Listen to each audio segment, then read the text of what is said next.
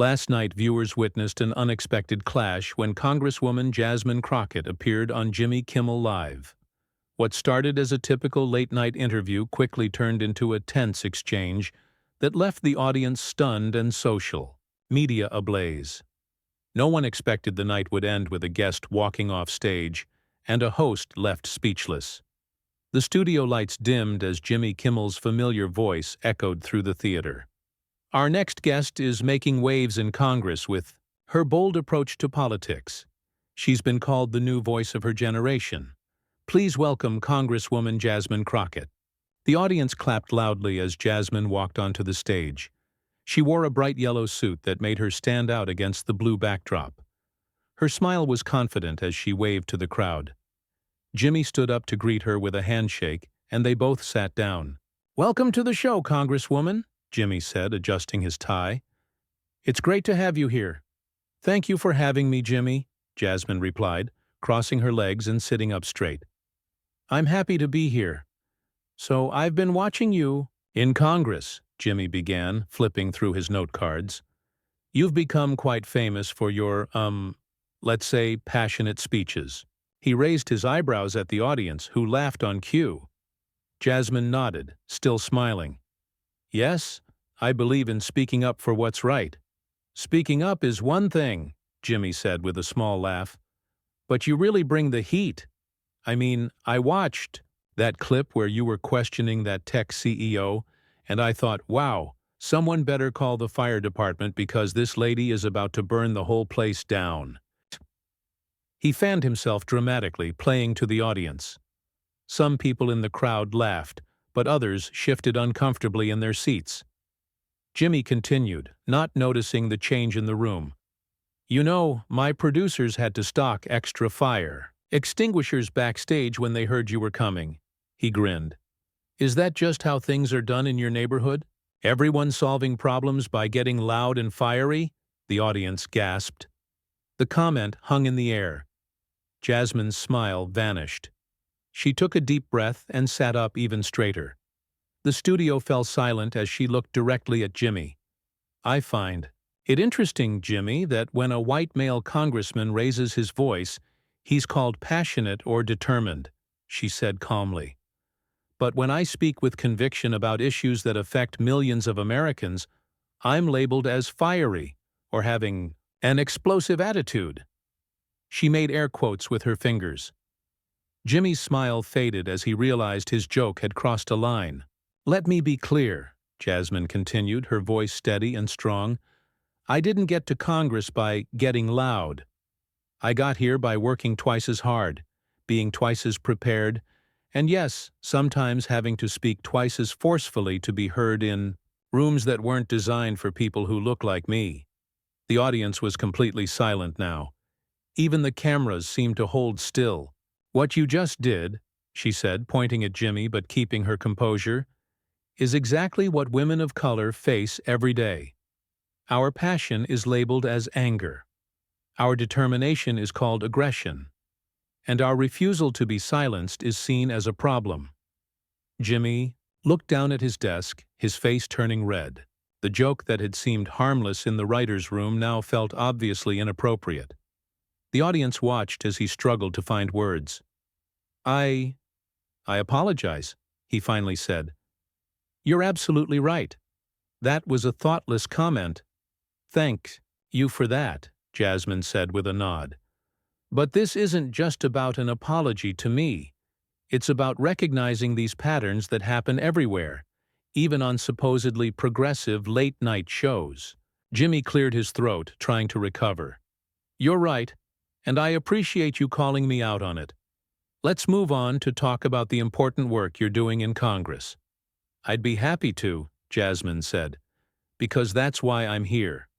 Not to fit into stereotypes, but to represent my constituents and address real issues." Jimmy nodded and glanced at his notes, clearly thrown off his game. "So you've been working on voting rights legislation?" As they continued the interview, the tension remained. The audience could feel that something had shifted.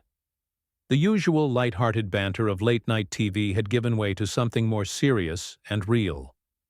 Backstage, producers whispered urgently, into their headsets. This wasn't the fun, viral clip they had hoped for, but they knew they were witnessing something important. During the commercial break, Jimmy leaned over. "I really am sorry about that comment." "I appreciate that," Jasmine replied. "But you need to understand why it matters." "I want to," Jimmy said, looking genuinely concerned. "Can we talk more after the show?" Jasmine nodded, but her expression remained serious. She wasn't sure if Jimmy truly understood the weight of his words, or if he was just worried about bad publicity. As the commercial ended and the cameras prepared to roll again, neither of them knew that the most dramatic moment of the night was still to come. The next segment would push their tense conversation to the breaking point, leading to a moment that would be replayed on social media millions of times by morning. The red light on the camera blinked back on, and Jimmy plastered his professional smile back on his face. But everything had changed. The audience could feel it. The internet would soon be talking about it, and late-night television would never be quite the same. "Welcome back to the show," Jimmy said, his voice slightly higher than normal. "We're here with Congresswoman Jasmine Crockett. Before the break, we were about to discuss your new education bill." Jasmine nodded, her expression serious. "Yes, it's legislation I've been working on for months. It would provide funding for schools in underserved communities." "That sounds important," Jimmy said, trying to get back to safer territory. "Tell us more about that." "Well, the bill would direct resources to schools that have been historically overlooked," Jasmine explained. "These are often schools in Black and brown communities that have faced decades of underinvestment." Jimmy nodded along, clearly trying to be extra careful with his words now. "And what made you focus on education specifically?" "Because education changed my life," Jasmine said, leaning forward. "And every child deserves that same opportunity, no matter what neighborhood they're born in." The audience applauded, and for a moment it seemed like the interview might recover. But then Jimmy made another mistake. "You know, speaking of neighborhoods," he said, reaching for another note card, "I read that you grew up in a pretty tough area. I bet that's where you learned to be so assertive."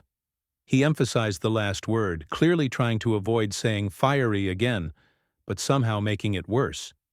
The audience went quiet again. Someone in the back row whispered, "Oh no." Jasmine blinked slowly. "Jimmy," she said, her voice still measured but with an edge of disbelief, "did you just try to rephrase the same stereotype?" Jimmy's eyes widened as he realized what he'd done. "No, I meant, because it sounds like you're still suggesting that my leadership style comes from growing up in what you call a tough neighborhood, rather than my education, my legal training, or my years of public service.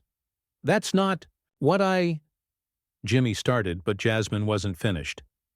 "Let me ask you something," she said, turning slightly to face him better. "When you interview male politicians who speak forcefully in Congress, do you ask them if they learned that in their neighborhood? Or is that question reserved for someone who looks like me?" The studio was so quiet you could hear the air conditioning humming.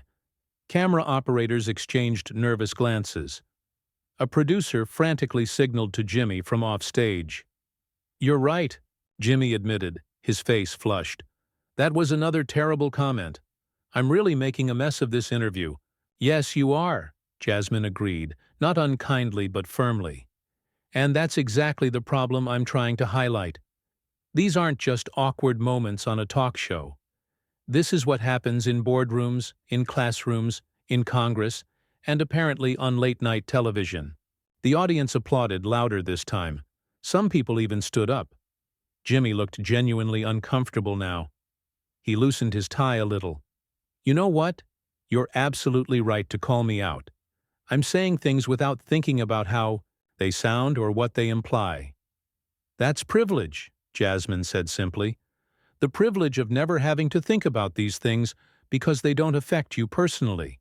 Jimmy nodded slowly. "I need to do better." "We all do," Jasmine agreed. "But especially people with platforms like yours." The tension in the room was thick, But there was also something powerful happening. The audience was witnessing an unscripted moment of real accountability. Just then, a producer walked onto the set and whispered something in Jimmy's ear. He nodded and turned back to the camera. "We need to take another quick break," he announced. "But please stay with us. We'll be right back with more from Congresswoman Crockett." As the applause sign flashed and the cameras stopped rolling, Jimmy turned to Jasmine.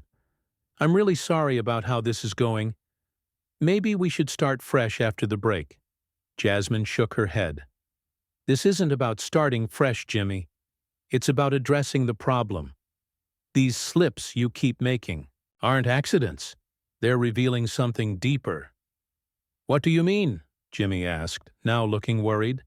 "I mean that even in supposedly progressive spaces like this show, there are assumptions and stereotypes about people like me that run so deep, you don't even realize they're there until someone points them out." The makeup artist rushed onto the stage to touch up Jimmy's increasingly sweaty face. Behind the cameras, producers were huddled in an urgent discussion. "We've got 30 seconds, a stage manager called out. "Look," Jimmy said quickly, "I want to make this right. What can I do?" "For starters," Jasmine replied, "stop trying to make jokes at my expense and actually listen to what I have to say about the issues. That's why I came here." "Of course," Jimmy nodded. "Absolutely." 5 seconds, the stage manager announced. The red light on the camera turned on again. The audience, still buzzing from the previous exchange, fell silent. "Welcome back," Jimmy said, now looking more serious than he had at any point in the show. "Before we continue, I want to acknowledge that I've made some inappropriate comments. Tonight, Congresswoman Crockett has rightfully called me out, and I want to give her the floor." He turned to Jasmine. "The spotlight is yours, Congresswoman. Tell us about the issues that matter to you and your constituents." Jasmine looked surprised by this shift but nodded appreciatively. "Thank you, Jimmy. What my constituents care about most right now is affordable housing, access to health care, and protecting voting rights." She began to explain a recent bill she had introduced, but halfway through her explanation, Jimmy's face changed. He was looking at something on his desk, a note that had been slipped to him during her response. Jasmine noticed his expression shift. "Is everything okay?" Jimmy looked up, and there was something different in his eyes now. Something defensive. "Actually," he said, his voice taking on an edge it hadn't had before, "I just got a note from my team. Apparently, before you came on the show, your press secretary specifically asked us not to discuss certain topics, including your approach to politics." The audience gasped. Jasmine's eyes narrowed. "That's not true," she said firmly. "My team would never—" "So you're saying my producers are lying?" Jimmy interrupted, his tone suddenly confrontational. And just like that, the momentary truce was shattered. "I'm not calling anyone a liar," Jasmine said, her voice steady despite the sudden ambush. "I'm telling you that my team and I prepared extensively for this interview, and at no point did we request any topics be off limits." Jimmy held up the note. "It says right here that your office requested we avoid discussing your, quote, confrontational style in Congress because it's a, quote, media-created narrative." The audience murmured. Something didn't add up. Jasmine reached her hand out. "May I see that note?" Jimmy hesitated, then handed it to her. Jasmine read it carefully, then looked up with a knowing expression. "Jimmy, this note isn't from today," she said calmly. "Look, at the date stamp on top. This is from 3 months ago, regarding a completely different congresswoman who appeared on your show." The camera zoomed in on the paper. The date was clearly visible. February 15th. Jimmy's face went pale. He took the note back and stared at it in disbelief. I don't understand. Why would my producer—" From offstage, a man in a headset suddenly looked very interested in the floor. The audience began to whisper. "It seems," Jasmine said carefully, That someone on your team decided to use this old note to undermine me and change the subject after you admitted fault. I have to wonder why."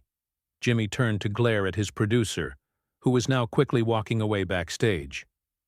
When he turned back to Jasmine, he looked genuinely embarrassed. "Congresswoman, I don't know what to say. This is completely unacceptable." "What's unacceptable," Jasmine replied, now standing up, "is that when a black woman calls out problematic behavior, the immediate response is to try to discredit her.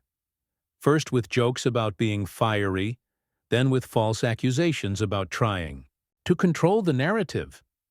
The audience broke into applause. Many were standing now. "This isn't just about you, Jimmy," she continued. "This is about systems that work together to silence voices like mine. When jokes don't work, try accusations. When accusations don't work, what's next?" Jimmy stood up too. "You're absolutely right. And I want everyone to know that what just happened was not okay. Not the note, not my comments earlier, none of it." He turned to face the camera directly. "I want to apologize not just to Congresswoman Crockett, but to everyone watching. This is exactly the kind of moment we need to learn from." Jasmine nodded, but remained standing. "Apologies are important, but they're just the beginning. What matters is what happens next." "What can I do?" Jimmy asked. "Seriously, I want to make this right." Jasmine thought for a moment. "For starters, you can give me the remainder of this segment to talk about the real issues facing my constituents, without interruption or jokes. And then tomorrow, you can have a serious conversation on your show about how media portrays women of color in politics." Jimmy nodded. "Done and done. The floor is yours, Congresswoman." He sat down and gestured for her to continue. Jasmine took a deep breath and addressed the audience directly. "For too long, communities like mine have struggled with underfunded schools, lack of healthcare access, and systematic attempts to suppress our votes. These aren't just talking points. These are real problems affecting real people every day." For the next 5 minutes, she spoke passionately about policy solutions, without a single interruption from Jimmy. The audience listened with rapt attention. When she finished, they erupted in applause. "Thank you, Congresswoman," Jimmy said, when the applause finally died down. "That was powerful and important, and I want to thank you for holding me accountable tonight. You could have just walked off the stage, and frankly, you would have been justified in doing so." "Walking away doesn't solve problems," Jasmine replied. "But it's always an option when you're not being heard or respected." She turned to face Jimmy directly. "And to be clear, I came very close to leaving tonight." "What made you stay?" Jimmy asked. "The opportunity to turn this into something meaningful," she said. "To show people that difficult conversations are worth having, even when they're uncomfortable." As the show prepared to wrap up, Jimmy made one final announcement. "Tomorrow night, we'll be having a special episode dedicated to discussing media representation, with a panel of women of color in politics and journalism. And I'll be doing a lot more listening than talking." When the cameras finally stopped rolling, the studio audience gave Jasmine a standing ovation. Backstage, the producer, who had passed Jimmy the misleading note, was being escorted from the building, his badge and credentials removed. Social media exploded within minutes. Clips of the confrontation spread like wildfire across platforms. "Jimmy got schooled" and "One Crockett class" became trending hashtags. News outlets scrambled to cover the story. By morning, the full interview had been viewed over 15 million times. Commentary shows began analyzing every moment of the exchange. Some defended Jimmy, pointing to his apology and commitment to do better. Others praised Jasmine for her poise and refusal to be silenced. 3 days later, Jimmy's promised special episode aired. True to his word, he mostly listened as his guests discussed their experiences with stereotyping and misrepresentation in media. The episode earned the highest ratings in the show's history. A week after that, Jasmine received an invitation to return to the show. After careful consideration, She accepted, but with one condition. This time, she would co-host alongside Jimmy. Their joint episode became a template for a new kind of late-night television, one where entertainment didn't come at the expense of substantive discussion, and where difficult topics weren't avoided but embraced. In her congressional office, Jasmine hung a framed photo from that second appearance. It showed her and Jimmy sitting side by side, both laughing genuinely at something off-camera. Underneath, a caption read, "Growth happens in uncomfortable spaces." For years afterward, journalism schools would study the original Confrontation as a turning point in late-night television.